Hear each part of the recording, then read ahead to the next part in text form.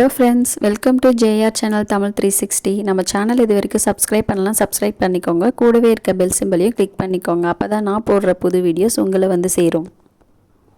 நம்ம இன்றைக்கி ஹெல்த்தியும் சுவையும் நிறைந்த முருங்கைக்கீரை சாம்பார் எப்படி செய்வதுன்னு பார்க்க போகிறோம். வாங்க வீடியோக்குள்ளே போகலாம்.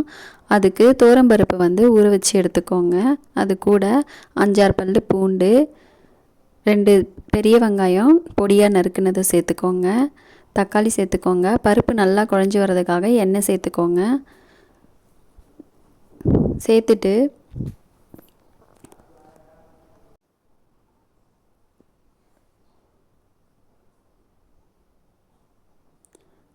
இது கூட 1/2 டீஸ்பூன் மஞ்சள் தூள் சேர்த்துக்கோங்க. சேர்த்துட்டு கூடவே 1/4 டீஸ்பூன் அளவுக்கு சீரகம் சேர்த்துக்கோங்க. இது ரெண்டுத்தையும் சேர்த்து நல்லா மிக்ஸ் பண்ணி விட்டுருங்க. மிக்ஸ் பண்ணி விட்டது கூட நம்மளுக்கு காரத்துக்கு தேவையான மிளகாய்த்தூள் சேர்த்துக்கோங்க. நான் வீட்டுக்கு மிளகாய்த்தூள், குழம்பு மிளகாய்த்தூள் தான் சேர்த்துருக்கேன். இதெல்லாத்தையும் சேர்த்துட்டு இதுக்கப்புறம் நல்லா மிக்ஸ் பண்ணி விட்டுட்டு நம்ம குக்கரை மூடிடலாம். குக்கரை மூடிட்டு நல்லா பருப்பு வெந்து குழஞ்சி வர அளவுக்கு விசில் விட்டு எடுத்துக்கோங்க. ஒரு 7 விசில் விட்டு எடுத்திங்கன்னா நல்லா பருப்பு குழஞ்சி வந்துடும், ஏன்னா எண்ணெய் சேர்த்துருக்கிறதுனால.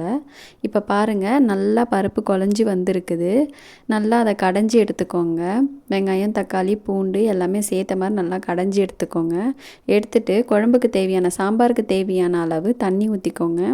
தண்ணி ஊற்றிட்டு நல்லா மிக்ஸ் பண்ணி விடுங்க. எந்த அளவுக்கு சாம்பார் உங்களுக்கு திக்னஸாக வேணுமோ அந்த அளவுக்கு ஊற்றிக்கோங்க. இல்லை தண்ணியாக வேணுனாலும் கொஞ்சம் தண்ணி அதிகமாகவே ஊற்றிக்கோங்க. நல்லா மிக்ஸ் பண்ணதுக்கப்புறமா நம்ம 4 கை அளவுக்கு கல் உப்பு சேர்த்துக்கோங்க. சாம்பாருக்கு தேவையான அளவுக்கு சேர்த்துக்கோங்க. பத்தலைன்னா கூட அப்புறம் சேர்த்துக்கலாம். அப்புறமா நல்லா சாம்பார் நல்லா கொதிக்க வைங்க. நல்லா கொதித்ததுக்கப்புறமா நல்லா முருங்கைக்கீரையை உருவி அலசி வச்சுருந்தேன். அதை வந்துட்டு நான் அதில் சேர்க்குறேன். கொதிக்கும் போது சேர்த்துக்கோங்க. நல்லா ஃப்ரெஷ்ஷான கீரையாக வாங்கி, நல்லா பிஞ்சு துளிர்கீரையாக வாங்கி பண்ணிங்கன்னா கசப்பு இல்லாமல் டேஸ்ட்டாக இருக்கும் சாப்பிட்றதுக்கு. கூட சேர்த்து நல்லா மிக்ஸ் பண்ணி விடுங்க. இந்த முருங்கைக்கீரை சாம்பார் ரொம்ப ஹெல்தி, இரும்பு சத்து அதிகமாக இருக்குது, பிளட் சர்க்குலேஷனுக்கு ரொம்பவே ஹெல்ப் பண்ணுது. இது குழந்தைங்க, பெரியவங்க எல்லாருமே சாப்பிட்டா ரொம்ப நல்லது. வாரத்தில் ஒரு முறையாவது இந்த மாதிரி முருங்கைக்கீரை சாம்பார் வச்சு கொடுங்க வீட்டில். எல்லோரும் ஆஹா ஓஹோன்னு பெருமையாக பேசுவாங்க. டேஸ்ட் சூப்பராக இருக்கும். இப்போது நல்லா கொதிக்க விடுங்க. ஒரு 5லேருந்து 10 நிமிஷத்துக்கு நல்லா கொதிக்க விடுங்க. அப்போ தான் நல்லா கீரை நல்லா வெந்து வரும். அந்த மாதிரி நல்லா வெந்து வந்ததுக்கப்புறமா நம்ம வந்து தாளிப்பு கொடுத்துடலாம். இதுக்கு ஒரு கடாய் வச்சுக்கோங்க. அதில் எண்ணெய் ஊற்றிட்டு கடுகு, பெருங்காயத்தூள் சேர்த்துக்கோங்க. சேர்த்துட்டு கூடவே கொஞ்சம் சீரகம் சேர்த்துக்கோங்க.